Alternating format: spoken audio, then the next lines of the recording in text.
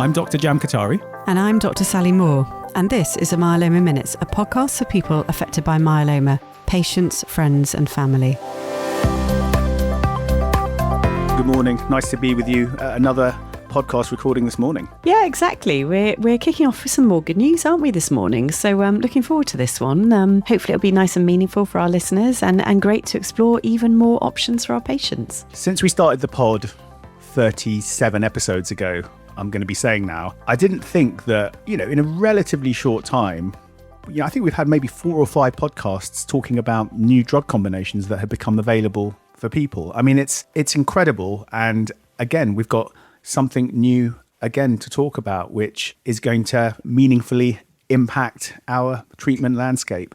Specifically, this will be for patients in England and Wales. But if you're listening in the States or South Africa or wherever, please keep listening, because there's lots of interesting and important themes just about myeloma treatment anyway.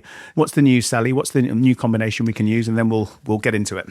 Yeah, I mean, it is mad, isn't it? I mean, goodness, I'm just going to digress somewhat, but I remember a few years ago just waiting for appraisals to come through and just waiting. She knew these treatments were great and other countries were using them, and when were they going to come to the UK? And I think, let's celebrate the hard work of our colleagues at NICE and the colleagues in the myeloma community and Myeloma UK and everyone else for really getting these brilliant combinations available to our patients, so it doesn't feel anymore like we in the UK are lagging behind the curve in terms of getting the right treatments to our patients. So it is such good news that here we are again speaking about a different combination for older people who aren't going to have a transplant, who've just been diagnosed with myeloma.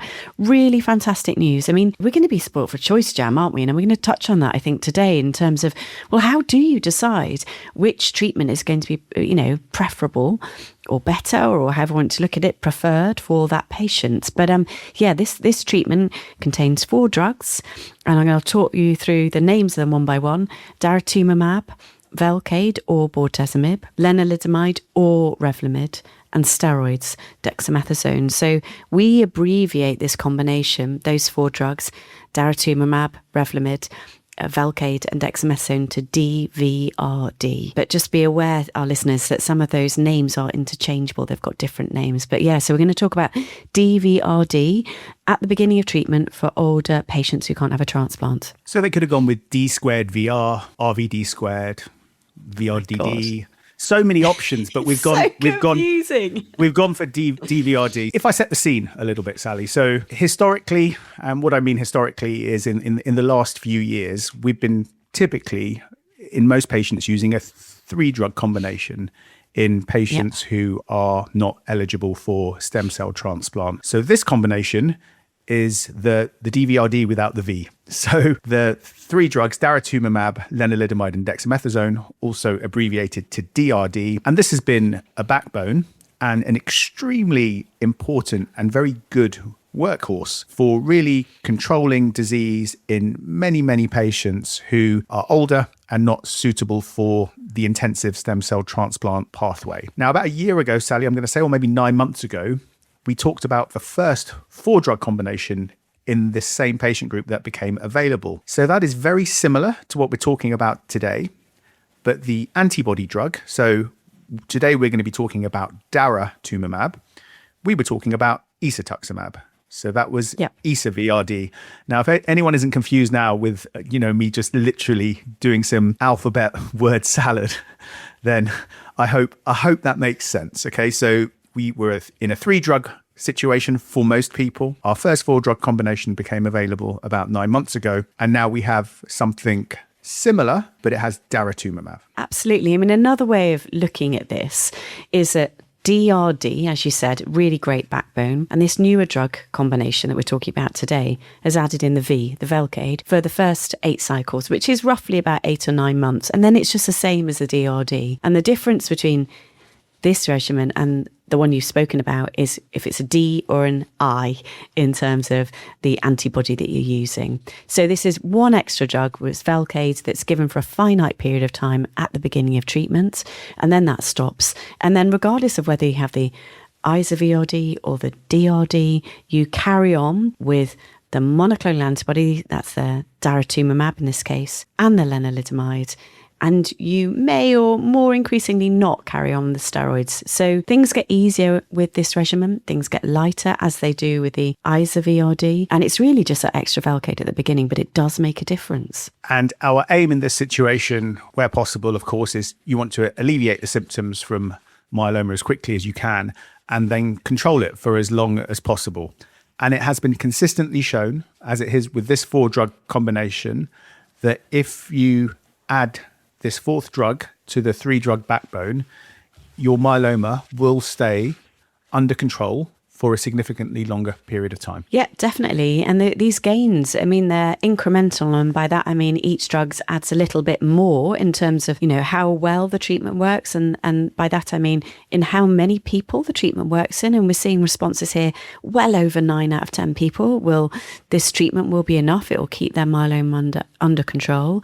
And it also provides a gain in that the extra drug keeps it under control for longer. So works in more people for a longer period of time. But there's also something really important about this regimen, which I think is critical for us to understand, is that the Velcade at the very beginning is really important for some patients. And I think particularly patients who present in kidney trouble, where their kidneys are slowed down, that the Velcade can really help rescue their kidneys, can help get them going again and up to speed. And before we had the option of the DVRD or now this regimen, that was always a concern. So this treatment offers more for lots of people in working for longer, but it also offers a great option for a particular group of people, particularly those with renal impairments. And if you look at the trial that led to the approval of this drug, as is typical, you take a big group of people and about 200 people got the 4-drug combination DVRD and about half the group got the 3-drug combination VRD. What the top line results showed is that, your depth of remission, Sally, we've spoken about this on other podcasts, getting to the point where your myeloma is completely undetectable, ideally not just once, but in a sustained way.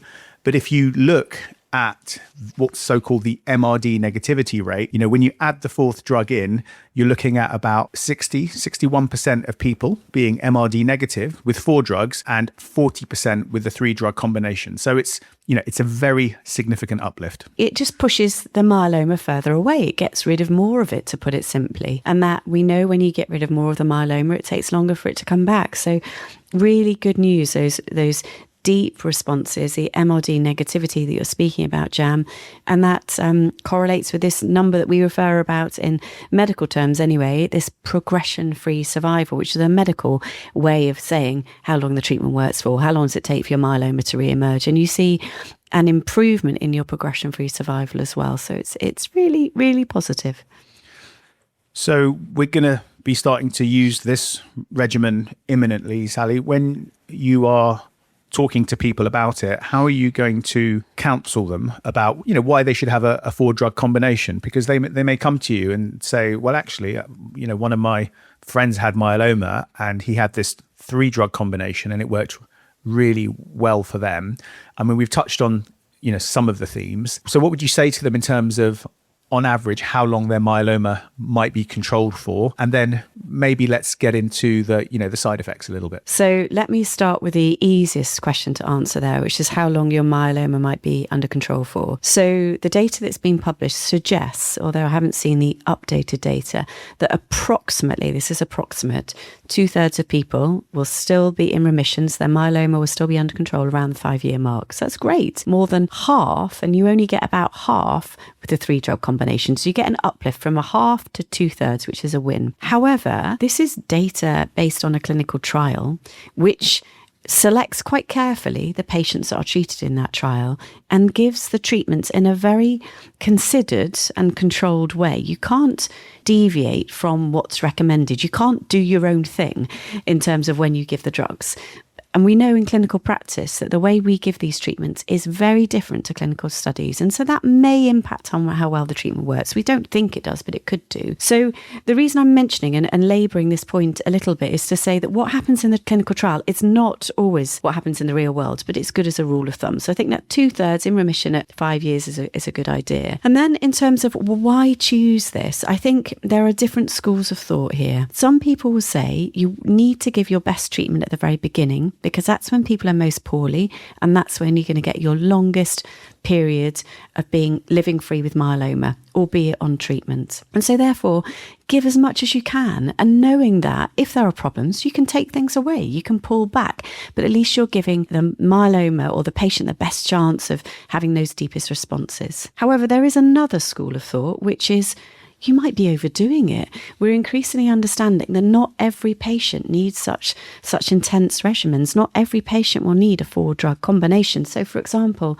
at a big conference we have every year in America, there's a group of French colleagues who tried to figure out, actually, in people over the age of 80 with what we call less risky disease, so no nasty genetic features, and they were early stage in their disease, if you gave them the 3-drug combination, some of them could live as long as if they didn't have myeloma at all. So I think data is emerging to say that you don't need to give every single patient every single drug, but we're still understanding that piece.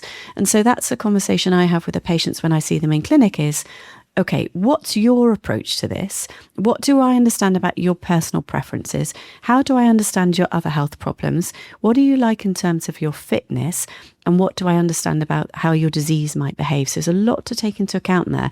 But if I've got someone who has got really aggressive disease based on their genetics, they've presented in a terrible trouble, their kidneys aren't working, I'm definitely going to consider this regimen. If I've got someone with lots of other comorbidities, who's a bit older, who doesn't want to come to the hospital so frequently, for example, I'm concerned about toxicities, and I know that from what I understand of their disease, that whatever I give to them, it's going to work, I might step away from this regimen. So it's very nuanced. It's not one size fits all. And that's where these conversations can be pretty difficult. And context is very important, Sally, isn't it? We see many patients over the age of 80. And if you spend as much time as you can, which isn't always possible, it's very clear that quality of life is really very high on their agenda. They appreciate they're in their twilight years, and they can still be, fantastic years. But if you're confident that their myeloma needs treatment, but behaving in a relatively unaggressive way, now I think that can sound a bit counterintuitive. It's like, look, I've got active cancer. How can this be unaggressive? But we do know that some types are more resistant to treatment and come back more quicker and are harder to control. If it is a little bit more benign, the 3-drug combination that I mentioned at the beginning still offers excellent treatment, less visits to the hospital, potential control on average for 4+ years, and of course, no neuropathy, which is one of the key side effects of bortezomib. I've had some non-specific neuropathic symptoms just for a short period of time related to a muscle injury, and even for a few weeks, that was bad. And if I was 80, I'm not sure I'd want neuropathy for the rest of my days. Now, I'm just giving an example here of how having now this 4-drug combination actually allows us to give more personalisation. I couldn't agree more, Jam, and that's incredibly important to make sure that we're all actually listening to our patients and figuring out what is right for them. People are living for longer and longer and longer with myeloma. It is amazing. Let's celebrate that. But we would wish them, and I'm sure our listeners will wish themselves for them to live well. So things like neuropathy, in my opinion, are just not acceptable for the reasons you said, Jam. We've got these great drugs. They work brilliantly together, but you don't need to have all of them at the highest dose forevermore to get the benefits of the treatment. And so actually the art of talking to the doctor and the medical team is also saying, okay, well, which combination might be best, and why do you think this is the right thing for me? But also really importantly, when I get problems, to flag them and to say, actually, can you modify this treatment so it doesn't get worse? Because we want people to live well with their condition for many, many years. And you don't need to compromise that and stick up with side effects, which are arguably unnecessary. We have some experience with a 4-drug combination in these patients. We've been using it for about a year now with isatuximab, DVRD, and a lot of those learnings are very much transferable, and it's extremely important to understand what we have seen. Okay, Sal, now I know everyone's experience is slightly different, but to be honest, speaking to colleagues around the country, we've seen the good, the bad, and the ugly. To be honest, we have seen some incredibly rapid responses when you use all 4 drugs together. And you show the graph in clinic, and people can't quite believe it. It's like I've gone from there to there in a month. I mean, it's amazing. And we know you can recover renal function really quickly and all these amazing things that using 4 synergistic drugs does. We've also seen some bad infections, people coming into hospital extremely poorly. And we've seen other people who just can't cope with 4 drugs. But what we do is we very quickly de-escalate. And I think we have to remember that as we now have this, this second option, this second kind of 4-drug combination, because it does take a lot of tweaking, a lot of assessing, a lot of time, and a lot of speaking to our patients. And it's, it does increase the volume of traffic sometimes, especially when they're on the more intensive treatment. And, the symptoms from the myeloma are still very prevalent as well. Thank you for listening to the Myeloma Minutes podcast, proudly partnering with Myeloma UK. For more credible myeloma-related material and support, please visit the Myeloma website at myeloma.org.uk. That's myeloma.org.uk. Or call the info line on 0800 980 3332, which you can find in this episode's description. It is that tweaking piece, and that's the art really of living with myeloma, and for the team looking after that person with myeloma. It is really important to say, and I do think this is I often make this point to colleagues, is that yes, people with myeloma live for many years now, hopefully the majority of patients, and hopefully they live very well, but they can still get poorly. They can still get poorly at the beginning of treatment, and that can be regardless of the treatment they have. I think we must caution, we must be aware of our own potential bias in thinking that 4 drugs means you're going to get sicker and that patient's going to be at greater risk of X, Y, and Z. It might be that would have happened anyway. And so it's really kind of understanding where you can attribute one side effect to one thing or to another, or that's just, unfortunately, infections are more common and people do get more poorly. Although we do know that adding in daratumumab in this case to this VRD combination or isatuximab does increase your risk of things like chest infections. So that is very real. But I guess I'm just making a call to say, let's not get too scared of using these drugs, but rather, if we think they're the right thing, use them wisely, modify as needed to keep everybody on the right track. And I'm sure you'd agree with that, Jam. I do agree, Sally. I'm glad you mentioned the increase in chest infections when you add daratumumab or isatuximab to the VRD backbone. That's consistently been seen in a number of studies. So we know that is real. But we also know that most of those infections are treatable. And even for people that come into hospital, people do turn around with antibiotics. And, all the themes that we talked about in the infection pod, are very relevant to talking about this kind of 4-drug combination. I think it's about really understanding what you can dose reduce quickly to minimize toxicity. And I think steroids is key. Steroids is a theme we keep coming back to, but very good trials have been done now showing in certain situations you can stop steroids after 2 cycles and you're really not impairing the ability of the drugs. We talk about a 4-drug combination, Sal, but 30, 40 years ago, Dex was doing a lot of, even 15 years ago, Dex was doing a lot of the heavy lifting. It was one of the key drugs. We were giving people like 40 milligrams. Okay, that's a huge dose, sometimes for 8 days in a 28-day cycle. And people couldn't cope for, I think, understandable reasons. But it was one of the only drugs that we had. But now the other 3 are such heavy hitters that you can go down on the Dex very quickly. And certainly that has been my practice with the 4-drug combination to, get that down first. And, people generally always thank you for it. Definitely. I mean, we talk about these 4-drug combinations and that's what they are. When we sit down with someone in clinic, we tell them all about the side effects and we give them another massive bag of tablets and treats to take away, to mitigate, to get around some of the side effects that they could experience. But in reality, as time goes by, those 4 drugs become 3, then they become 2, and your bag of goodies shrinks as well, because you don't need your, indigestion tablet when you're not on steroids. You don't need X, Y, or Z. So 4 very quickly becomes 3, very quickly becomes 2 when the team are confident that you're responding. And then it can just become actually really quite routine. I don't wish to be blasé about this, but that's when you tend to see people just hopefully feeling better and therefore living better and sort of relaxing into the routine that can go hand in hand with starting these treatments. Thank you, Sally. And the way we're going to implement this protocol in Oxford, let me know if you're going to be doing something similar, is we're going to be giving the first sort of 6 months as 28-day blocks where the Velcade or the bortezomib is given, weekly. You give steroids on the day of that Velcade injection and the day after, and then you have 3 weeks on, 1 week off of lenalidomide. And the daratumumab will be dosed the way daratumumab is dosed across sort of multiple indications, where you have it weekly for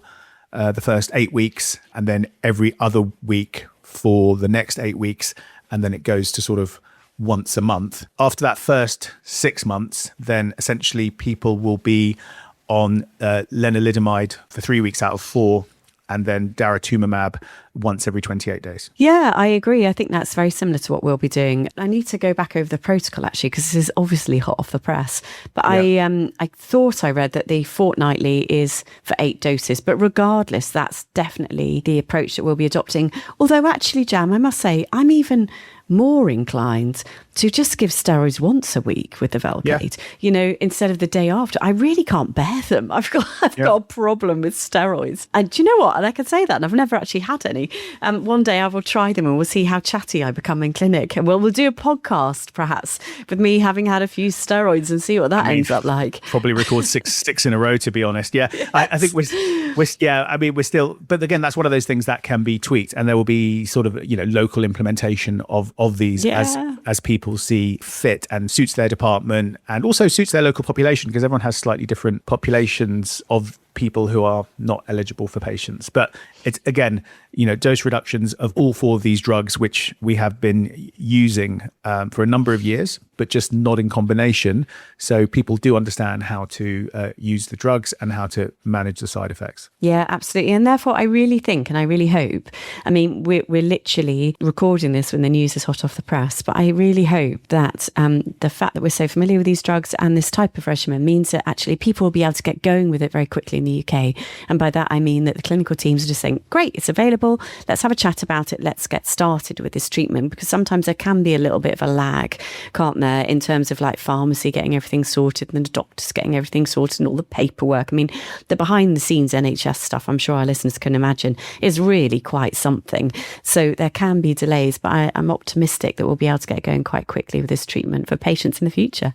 Absolutely. And let's just sort of tidy up a few of the side effects. We sort of touched on them a little bit. We talked about neuropathy, which is very common, but we ask about it, and we have ways of minimizing the impact by reducing the dose or even stopping the bortezomib early, which I think will happen with quite a few people, actually. I think there'll be lots of people who don't really complete a full sort of 6 months of bortezomib. Daratumumab at the beginning, the antibody can rarely cause a mild reaction. I have to say it's not much of an issue. Sally, we've talked about infection, which is more prevalent when you use the 4 drugs together. We especially worry about chest infections, pneumonia, and it's really important that we use appropriate preventative antibiotics and treat infection early. Lenalidomide, again, just for completeness, we have touched on this in other podcasts, can cause cramps. It can increase the risk of blood clots. So we give blood thinning medication. People can get diarrhea. And, more broadly, fatigue is not uncommon when you're on these drugs, and they can cause low blood counts, which, again, we have mechanisms to minimize the impact of. Yeah, it's quite a list, isn't it, really? It really is. I think, and when you read all that information, like, oh my word, this is going to be horrendous. So exactly as you've done, Jan, that's what I do in clinic. I say, here's a consent form. I'm going to read all this out to you. This is what's involved. And then I say to them, and this is a reality. This is what I'm expecting could happen. And then the list gets a lot more defined. It's a lot shorter. It's a lot easier to get your head around, which is, as you said, really, Jam, isn't it? Each drug, very particular side effects. We know what to look out for and what to do if it occurs. Thank you, Sal. Absolutely. Just to go back to this 3 versus 4 drug combination again, I think I'm a little bit of an outlier maybe to some of the myeloma community, because I strongly feel that if you select your patient correctly and you really understand their risk profile, and I mean their genetic risk, there is still room for using this 3 drug combination. And I feel that strongly, because at the end of the day, we want our patients to live longer and live better, right? And what we know is that if you use the 4 drug combination, your myeloma will stay under control longer. Totally agree. And of course, the trials support that, right? The impact on side effect profiles, because you're completely missing out one drug, bortezomib, and many less visits because you're just having less injections is, I feel a significant benefit. But the problem I think people have is that at the beginning, you're just not sure sometimes. It's like, was the genetic information correct? And sometimes genetics don't always pick up people who actually really would have benefited from the 4-drug combination. And I think this is a big issue. And this is kind of, I think, really feeding into themes for the next decade of how we understand and how we treat myeloma, particularly within the United Kingdom. Because if you are sure that you've got a very genetically stable disease, I would still feel comfortable using the 3-drug combination. The problem I have is that for anyone who's can tolerate it and genetically high risk, absolutely 4-drug combination.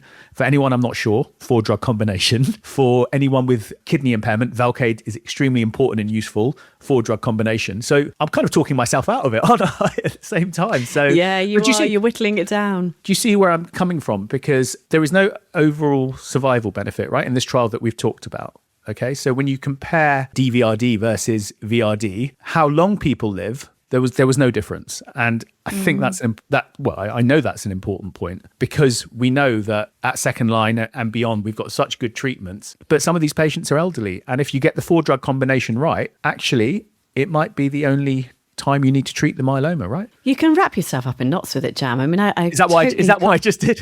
I said, I'm going to use 3 drugs, apart from in all these other groups of patients where I'm going to use 4. So that's left me with about 5 patients out of every 100. But I think having this chat is actually quite a useful thought experiment in a way, isn't it? Yeah. It's like, well, who am I not going to use 4 drugs in? Because there is this kind of relentless advancement, 2 drugs and 3 drugs and 4 drugs. It's like, everything is better than before, but it's much more nuanced. Yeah, and I think the tension is, it ultimately boils down to our code of practice, doesn't it? First rule of medicine, do no harm.